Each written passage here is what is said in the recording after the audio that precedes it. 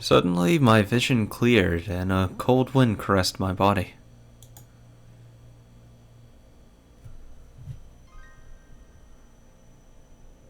This was the hill from which you could see the whole village. Looking down from this hill, I could see lights on here and there, and knew that the entire village had awoken from its slumber. First Takano and Tomitake, then the mayor, and now even Rika and Satoko had been sacrificed, and word of it was spreading everywhere. The strength in my knees left me. This could no longer be a joke. We could have found them. Mion would have told me I was a worrywart. Rena would just be glad we did. And they would have smiled at me. My hopes disappeared as if I were awakening from a dream. That was what the view I could see was telling me. Following my knees, my arms both bent forward onto the ground, and I clawed at it with my nails. I couldn't figure out if I was feeling sorrow or frustration. Ugh. Is this my fault? Well, not if what Mion / weird person that looks oddly like Mion said if Satoko was cursed, then technically it's her fault. But no, odds are it's your fault. I couldn't endure the burden of my own sin, and I had just told Rika about it. It had nothing to do with it, but Rika and even Satoko had been sacrificed. It was like a cross that Shion and I would each have to bear the weight of until we ourselves were erased. Well, if I'm gonna go that far, then the problem started long before that. My original sin of breaking taboo, and entering the ritual storehouse without asking. I knew I shouldn't have gone in there from the start. No, you did. You're fucking an idiot. I told you not to. You still went. Yet I lost out to cheap curiosity. I hadn't felt so angry at myself until this very moment. There was a crunching sound. I wasn't even interested in who made the noise, despondent as I was. Keiichi-kun! Keiichi-kun! Are you okay? It was Rena. Perhaps my clawing at the ground made it look as though I was having stomach pains. She ran over, rubbed my back, like she was trying to make me feel better. This is all my fault. It's because of me. It's my fault. Keiichi-kun's fault? You didn't do anything wrong. Please don't blame yourself for this. I could tell Rena was doing her best to choose the right words out of consideration for me. That's why I could sense her intent behind those words. Keiichi-kun, you know why Rika and Satoko disappeared, don't you? Is what she really meant to say. Because it was an emergency, Rena had ignored the reason I wanted to make sure Rika was safe, but now that we'd actually confirmed her disappearance, it was only natural Rena would start to wonder about why. However, with the situation having gone this far, I couldn't possibly tell her now.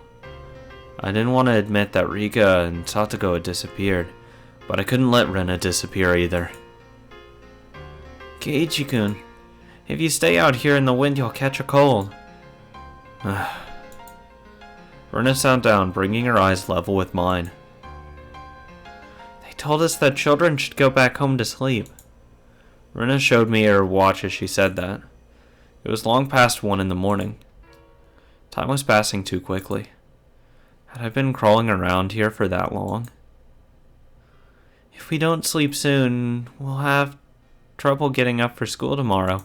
Fuck school. Even the adults are really worn out, since they were up searching for the mayor last night, too. They were saying that they'd break up a little earlier tonight. I was a little upset that they weren't allotting as much time to this as they had to search for the mayor last night, but that was something I, the cause of everything, had no right to criticize them for. I mean, they were just out at night the other night. You can't really blame them for being tired. It's alright. The police arrived a little while ago. Look, there's police cars coming into the village right now. Oh boy. Hearing that remark, I looked down at the village to see that they were indeed more cars than one would normally expect at this hour, coming from the darkness on the other side of the mountain. However, none of them with the none of their emergency lights were on. Well, because there's no point. Of course, their sirens weren't wailing either. That's right. All of the incidences that occurred right after Watanagashi were seen as the product of Oyashiro-sama's curse and would be handled in secrecy. Rika and Satoko too. Their disappearances would end up exactly like the other serial incidences in the past. Surreptitious.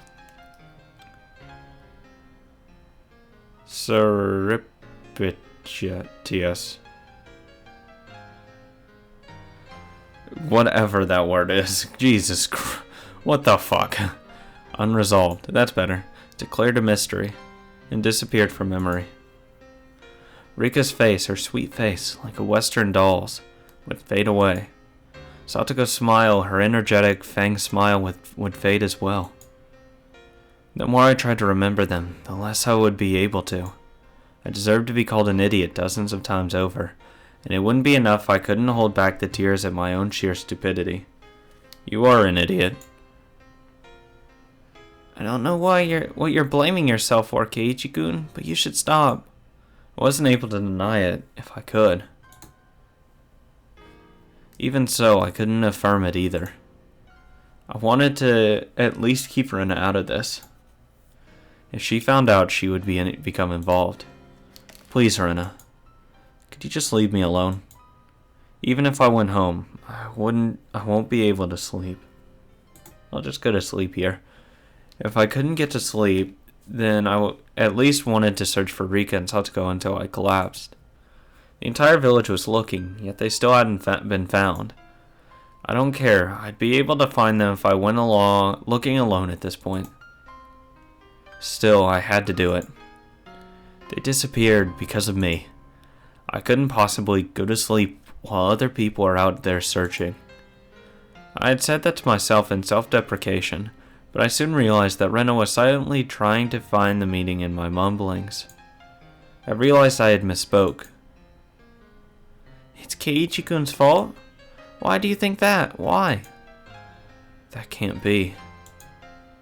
Keiichi-kun, you're not at fault. I was happy that Rena said these things to me, but she only did so because she didn't know the truth. If she knew that everything had been caused by my breaking taboo on the night of Watanagashi, then even Rena would curse my existence. However, I can't even allow for these curses. That would mean confessing my own crimes to Rena. If I spilled even one word of having snuck into the ritual storehouse on the night of Watanagashi, then even Rena could disappear tomorrow night. The gentle, spirited, always joking, always howling. But at a time like this, the most dependable person in the world, Rena, might disappear. I don't want that. Anything but that. This time I need to bear my own cross. Alone. Sometimes you need people to help, though. I mean, there's a limit to what you can do yourself. Keiichi-kun, I know that you always have your friends in your heart. I can really understand feeling like you want to kick yourself. Rena knows that it's not Keiichi-kun's fault. You didn't do anything wrong, Keiichi-kun, I know that.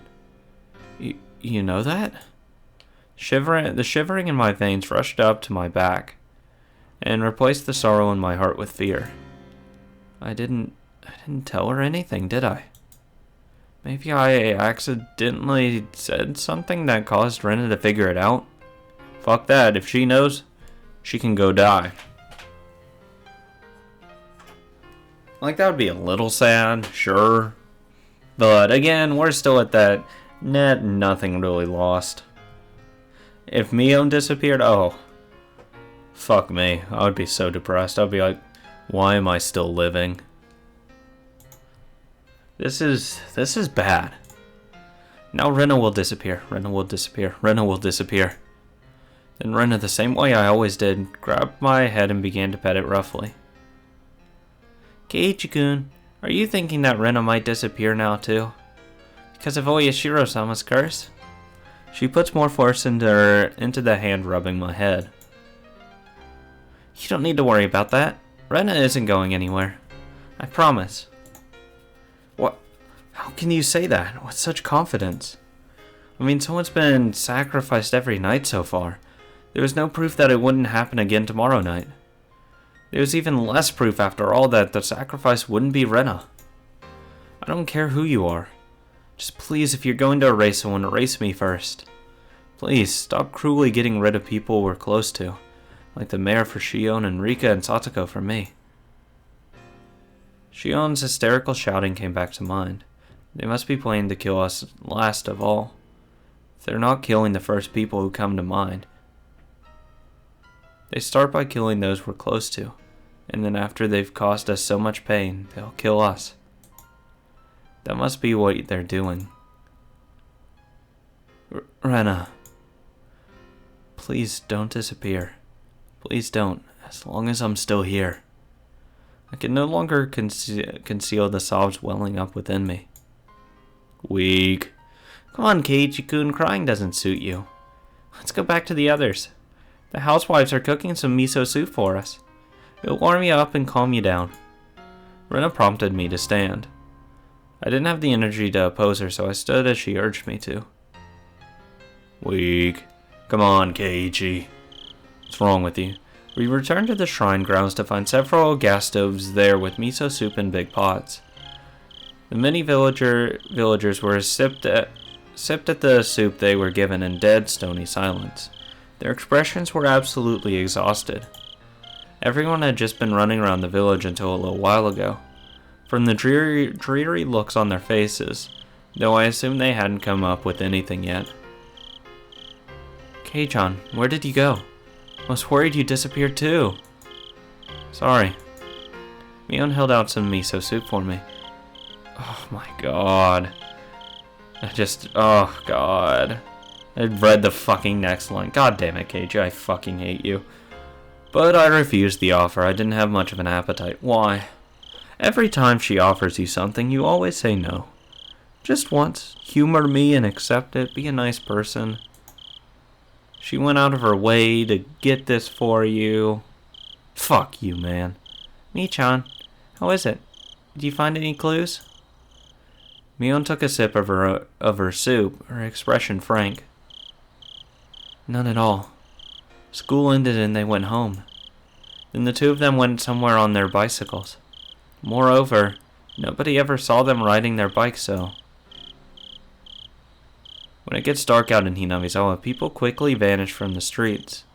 Aside from adults hurrying back home from town in cars or on bikes, it was normal to see absolutely nobody walking around outside.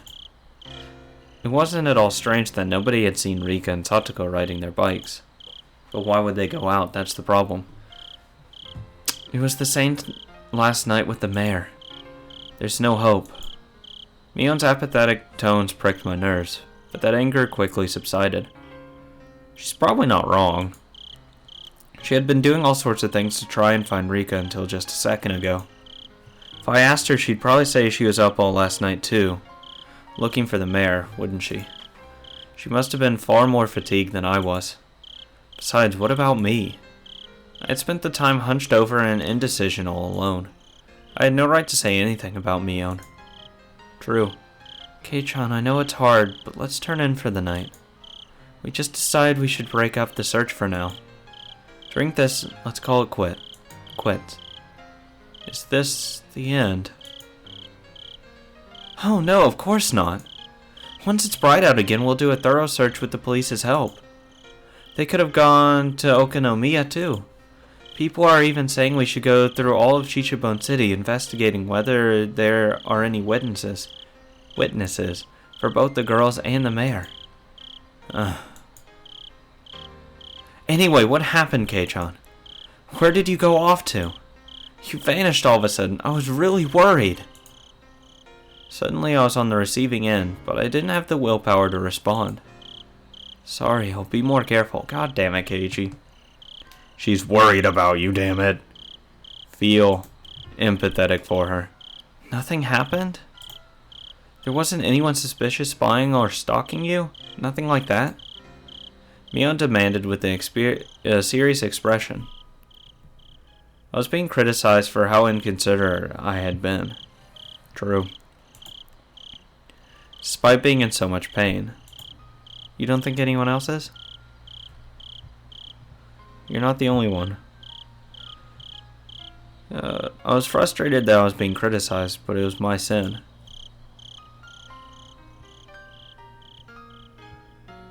My sin, I must bear it alone.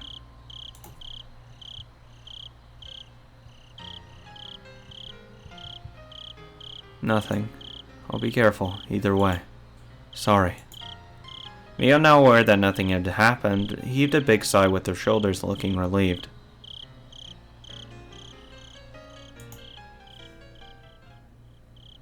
I mean... Oh, god damn it. Oh, god. I fucking hate you. You're gonna piss me off. Oh, my. I knew I smelled something good coming from over here. God damn it, Oishi. Go away. I'd be much obliged if you'd allow me to have some. We heard the repulsive voice of a fat man. Wow. Fuck. Oh, Geichi going in.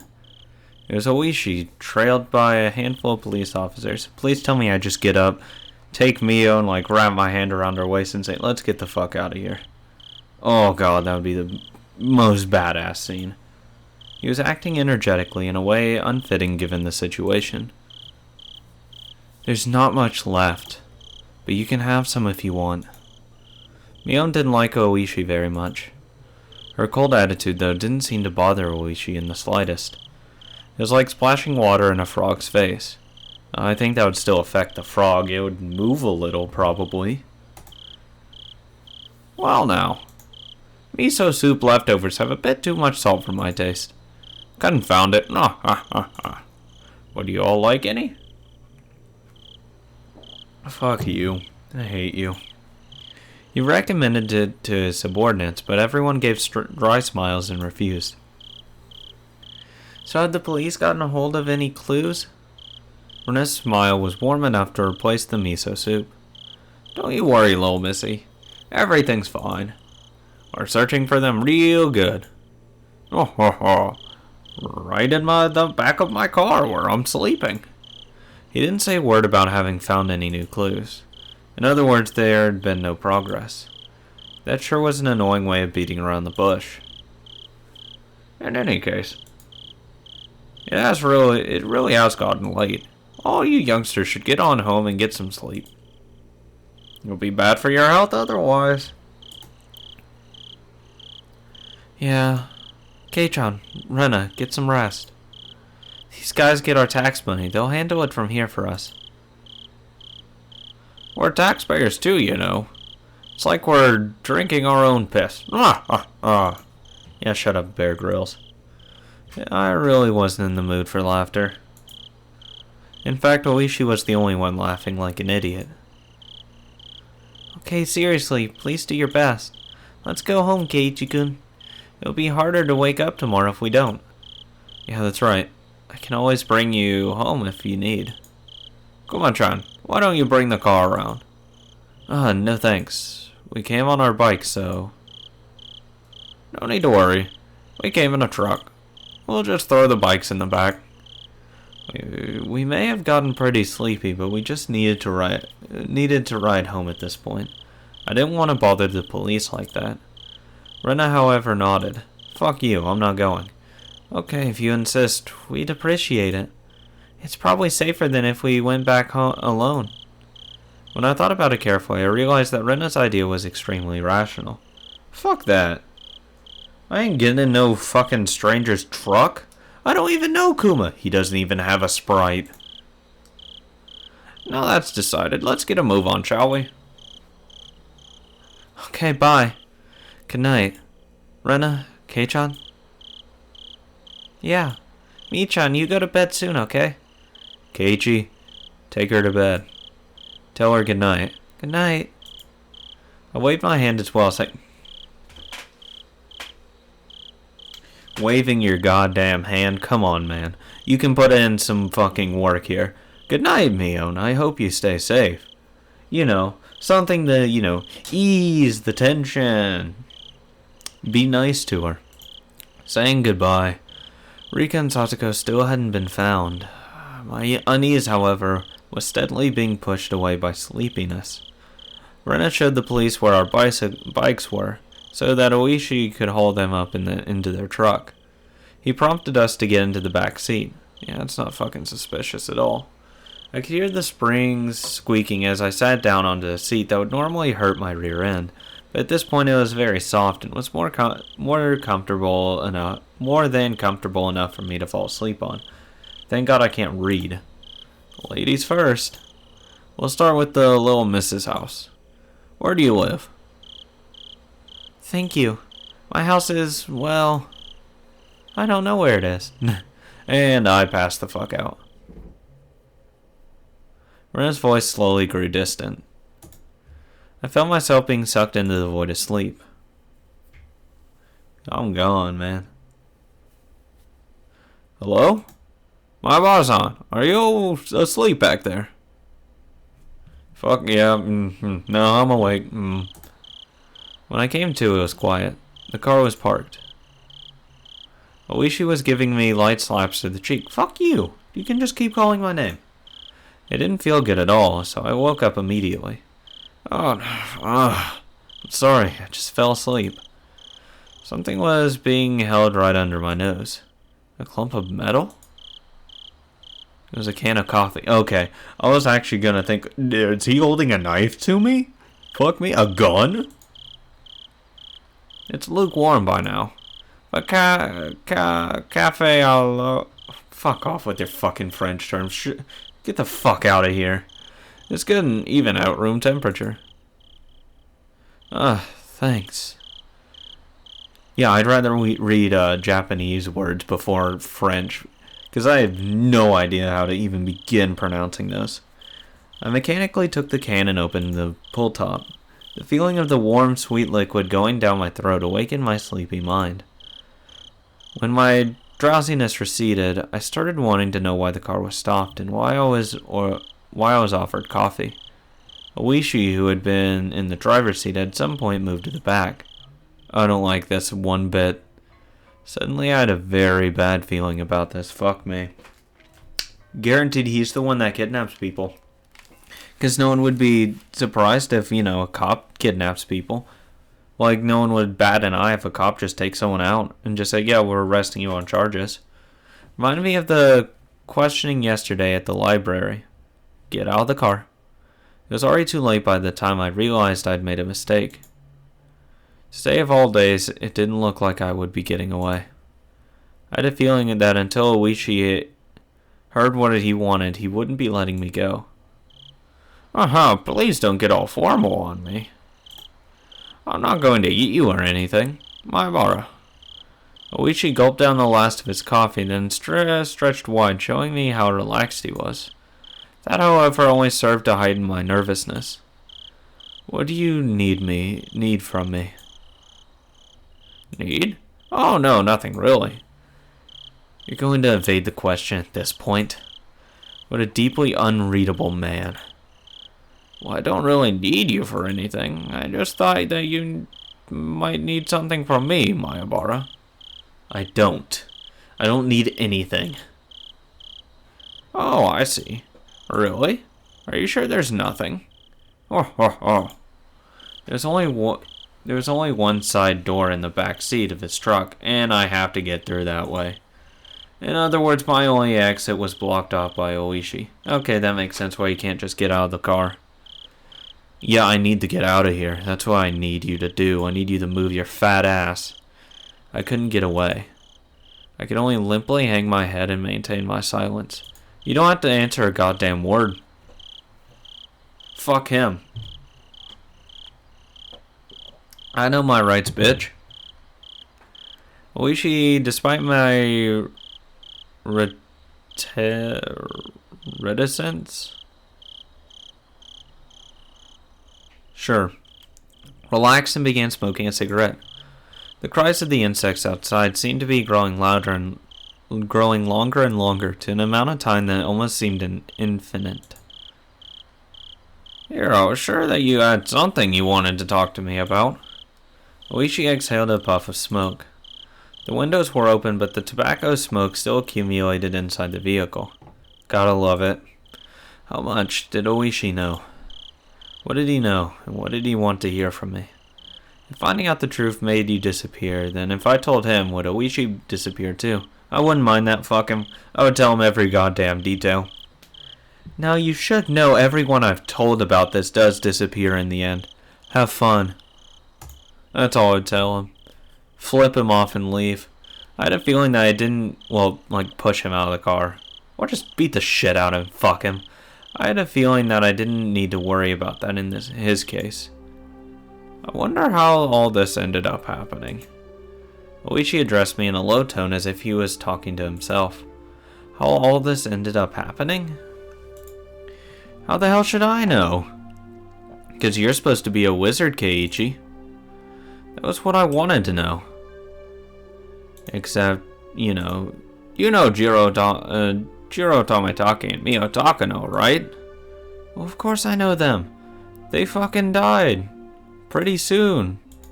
Ago.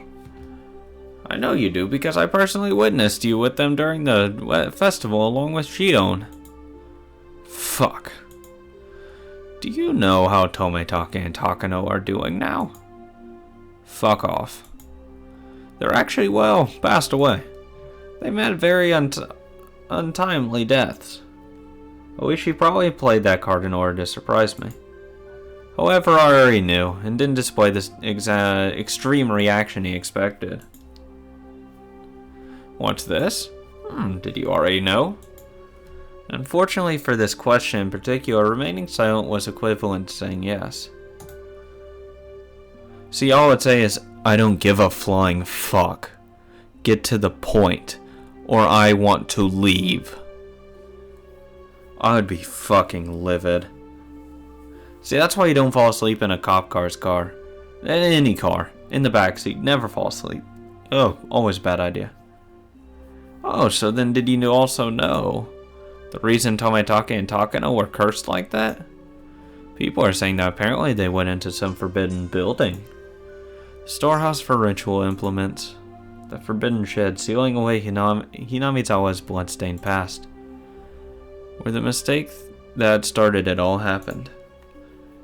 Do you know about the rumors? They say that the mayor and Rika Furude sure were cursed because of that too.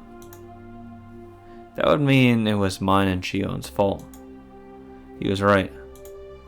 As soon as we revealed that, we did. I don't know. I don't know. What did they call it? A ritual storehouse? I don't know. Like I'm saying, I could definitely see that the reason they got cursed or whatever, even if they were cursed, I don't even know if they are. It could be that just some insane psychos trying to emulate the curse. They're saying it was bad luck, the lock to it.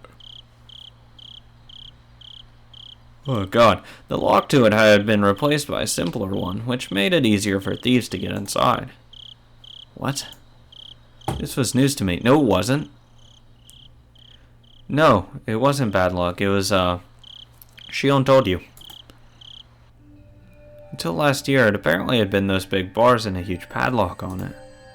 I mean, you didn't know. Ever since the priest and his wife passed away, Rika has been managing the place, right?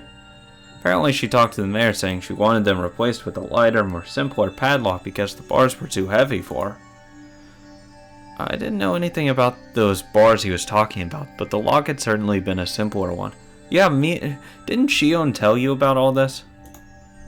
It was a pretty cheap one too, and it didn't really fit my impression of what a lock for a place you'd store something as important as ritual implements would look like. Rika's a small girl after all. Tomitake and Takano are still dumbasses, and deserved it. The bars were heavy with rust, and they must have caused her a lot of trouble. So the mayor hired a craftsman and replaced the lock with a simple padlock so she could open it with a key. So how does that mean it was bad luck? Here's what I'm saying. The thieves couldn't get in with the old tight lock. The mayor and Rika replaced it with a chief lock and key on their own. and on the key on their own, so thieves broke into it. Apparently that's how it's going down. The explanation's a bit... Letting that side slide, certain members of the village delivered punishment upon the thieves who stole into the ritual storehouse, as well as the mayor and Rico changed the lock. At least those are the whispers that seem to be going around. Mayabara. God, I fucking hate him. What do you think? What do I think? I don't really know what you mean by certain members of the village. Are you familiar with the three families? Fuck off. Don't even goddamn suggest.